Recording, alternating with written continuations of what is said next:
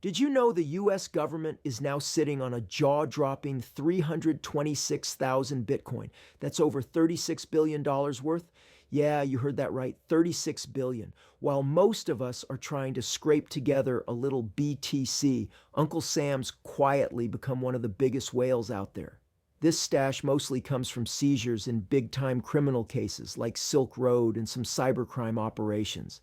The big question on everyone's mind: what are they planning to do with all this Bitcoin? Will they start dumping it on the market, or are they just hodling like the rest of us? Meanwhile, over on Wall Street, some major players are shaking up the game. The CEO of Teucrium says companies like Ripple and Hidden Road are rewriting the rules for traditional finance. Ripple, with its XRP token, is aiming to make cross-border payments as easy as sending a text. And right now, XRP's price action is heating up.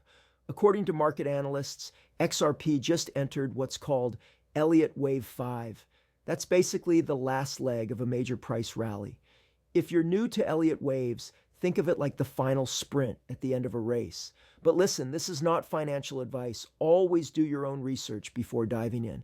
And if you're watching the Fed, here's something to keep your eyes on. The Federal Reserve is now poised to cut interest rates, with inflation finally cooling off this September.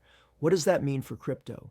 Historically, lower rates make riskier assets like Bitcoin and Ethereum more attractive because people can't get much from savings accounts or bonds. So we could see a flood of fresh money moving into the crypto markets if the Fed makes that move next week.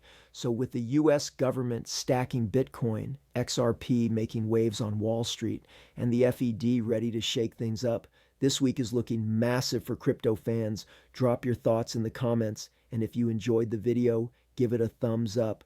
Don't forget to subscribe and hit the bell icon. Thanks for watching. See you next time.